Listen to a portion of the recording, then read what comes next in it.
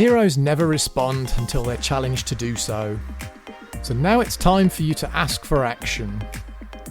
In this, the fourth episode of our Build Your Own Brand Story Sprints, we continue our deep dive into storytelling and see how you need to call your hero to action and how you can remove some of those buyer nerves by using story. So let's get started. Hi there, I'm your host Simon Harvey and welcome to the Authentic Marketing Podcast in association with Demodia, where we give you actionable advice that will help you create marketing that works. So welcome again. We're going through at the moment this series of special episodes where in each episode we look at a different stage of the storytelling process. So far we've gone through the hero and the problem. And then in the last episode, we also talked about the guide and the role that you play in the story. For this next step, what we're going to do is jump ahead a little bit further now and look at basically the call to action. So the way that you actually step forwards and tell your customer that they need to do something.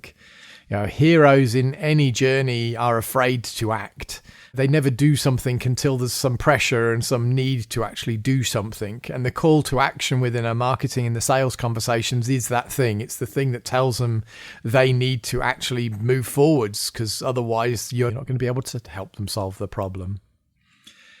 So, as always, with me today is Daniel. Hi there, Daniel. Hello. And we'll dig into the call to action and see what some of the best practices in there and how you can actually build out your perfect call to action. So maybe a first question for you, Daniel. Give me some examples of some calls to action that you recommend or that you've seen used elsewhere that you think are good or bad. Okay, I'll give you some. Book a meeting. Yeah. Get a free trial. Good. Yeah, I like that one. Meet the team. Meet the team. Yeah, that's not a bad one. Yes. Click me. Click me. No, I don't like that one. I'll tell you why in a minute. Read more. Same goes again in there. You're going down. Let's get back up again. Meet your coach. Meet your coach. Yeah, that sounds a good one. So, the thing is there, good calls to action need to be specific. It needs to be very clear what exactly is going to happen when you click on that. So meet your coach is perfect. You're going to book a meeting with your coach or book a call, start a free trial, something like that. They're really obvious. And so, that's the sort of thing that you should be looking for a call to action. Mm-hmm. So often though, yeah, you're right. I see things like read me, learn more, click here, download now, but they're not really clear what exactly is going to happen, particularly something like read more or learn more.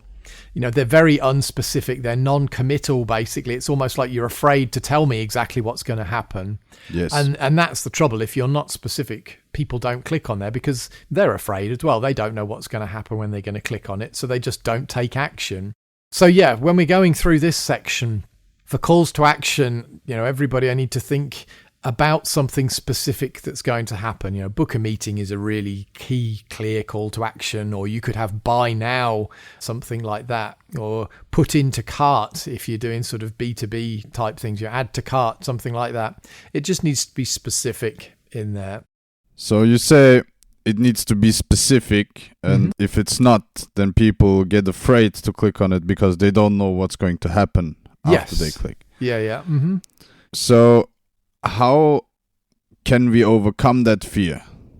Yeah, okay. So there's another technique that we use as part of the storytelling process. And this again is a helpful tip that a lot of people don't do, but a lot of the best sites already do in there. And that's what we call the plan. So you've got a plan section in the brand script there. So the plan should consist of about 3 steps. And the idea of the plan is, as you rightly said, if you put a call to action in there that says book a meeting, people don't know exactly what to expect from there. I'm going to click on that button, book a meeting, submit my email address or whatever, and what's going to happen? Is my email going to go to somebody and I'm just going to get a bunch of emails back and I'm going to get stuck onto a sales email list? Am I going to get 20 calls from cold sales reps trying to sell me something that I'm not really that interested in? Even if it's a good sales process, am I expecting initially, if I've got book a demo, am I going to get a demo straight away, or am I going to get somebody send me through to some pre-qualification person first that asks me what I want to see a demo of, and then I've got to allow more time later on down the line to actually go through that demo? There's just a lot of questions that people are asking at this point.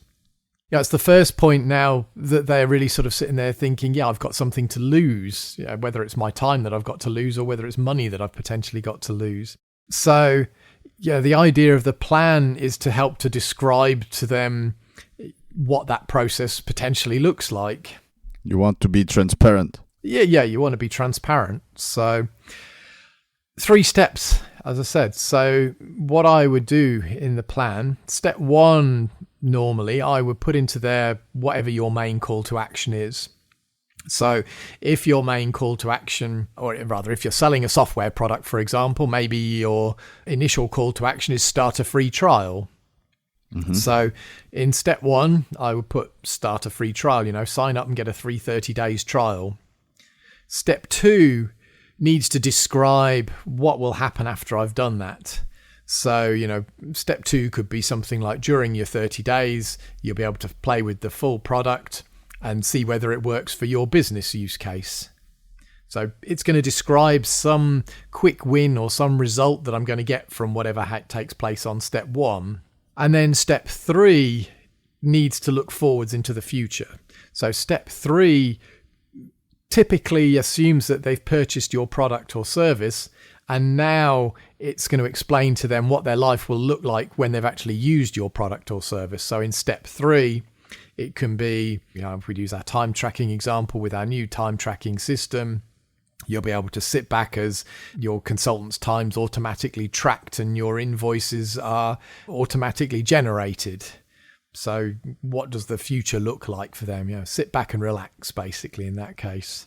Okay, so I see you want to take the fear out of the people by being transparent and showing them what will happen after they click. And also showing off a plan that they will follow when they click the CTA. Yep. Mm-hmm. And, a lot of businesses already have a established sales process. And often I see sales processes that have more stages than just 3 steps. Mm-hmm. What happens in that case, Yeah, okay. I mean, that's a very good question. And again, a common mistake that people think about when they're talking about the plan. This isn't supposed to be a representation of your sales process. So you're right, your sales process may be 5 or 7 steps where you have a discovery call and then some sort of follow-up call and then some sort of meeting to go through a demonstration and whatever else. This isn't supposed to represent that. This is supposed to be a sort of a marketing-focused plan and a customer-focused plan describing what your initial stages look like in your customer's world, not in your world. So yes, you might have 4 steps inside there. You might only have 2 steps in there, depending on how quick and easy your product is to understand. But yeah, I would normally keep it at 3 steps. And as I say, focus it from your customer's perspective, not from your sales process perspective. All right. Well, that makes sense. So it doesn't have to do anything with my sales process. Exactly right. Yeah. Mm-hmm. Now, when it comes to displaying your plan, Mm-hmm. do I have to show all 3 steps at once?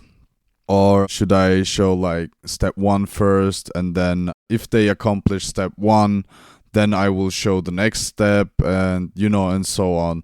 Yep. If they accomplish step 2, then I will show the 3rd one. So a bit like one of these forms that shows you through different pages, you mean, something like that? Exactly, yes. No, I probably wouldn't do that sort of thing in there. The idea of the plan is that, like you rightly said earlier, it's about transparency. And if you've hidden those other steps, then you're not really being transparent, because until they've completed step 1, they can't see what step 2 is. Makes sense, no, yes. I would usually lay them out next to each other or one above the other towards the middle of your main landing page, just describing exactly what's going on so that they can see in one quick take, this is exactly what the process will be. Mm-hmm. Yes, definitely makes sense, yeah. It wouldn't be good to hide it. So, yeah, in your example earlier, you said it could be something like start a free trial, and then the second step would be test with your team, and the third one would be simplify your hourly billing, right? Yeah, that would be a good example, yeah. Mm-hmm. But what if we don't have the possibility to let the hero test our solution? You know, like you mentioned in the first step, start a free trial. Yeah. How could the plan look in that case if we don't have that possibility?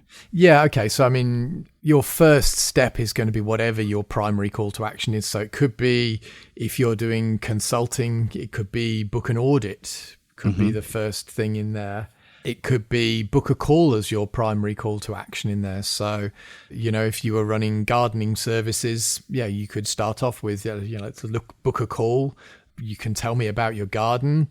I'll come to you with a plan as to how we're going to maintain that across the course of each month. And, you know, you can sit back happy in the knowledge that you've got a good looking garden with no effort, something like that. So that first call to action can be basically whatever you want, but focus it on your primary CTA, the thing that we were talking about at the beginning. Okay. The first CTA has to do with your core business. Yeah. Mm-hmm. Okay. All right. So you said we should use this plan on our website, right? Mm-hmm. But can we also use it somewhere else, like in emails? Yeah, I think exactly right. You can use it in emails. I mean, maybe if you're using it in an email, you might not want to break it out into individual paragraphs. That's probably too long, but you could certainly summarize it within a few words. So exactly like I just did a minute ago, just say, this is what we're going to do now. This is what's going to happen. And this is going to be the result. So that could just be one sentence for an email. Other places you could use it, you could put it into your social posts. Instead of just saying get in touch or download here, you could summarize it again in a couple of quick steps in an email, in a social post or in an image.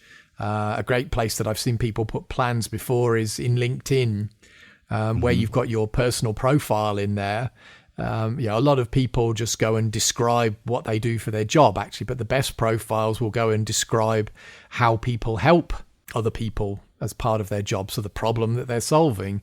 And again, you can put that 3-step plan in there. Reach out to me and let's talk more about how I can help you to solve this problem. Send me a message, we'll set up a time for a meeting, and I'll give you a solution to your problem. So you can use that 3-step approach in lots of different places quite easily. Okay, so I get the idea. You create this 3-step simple plan and replace your normal CTAs with it. You give the people transparency, and you can use it across all different channels. Yeah. I like it. Yeah, it's a very powerful thing, certainly.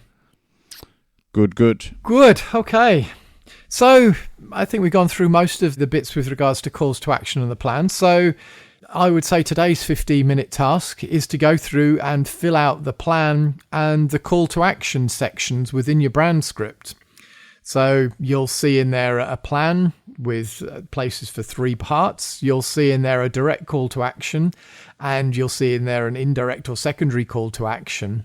We haven't talked about that specifically, but the secondary call to action is an alternative call to action that you can get somebody to do that isn't necessarily ready to buy or ready to take your primary step. So it could be your main call to action could be book a call. Your secondary call to action could be download a template and try it yourself, something like that. So think about those things.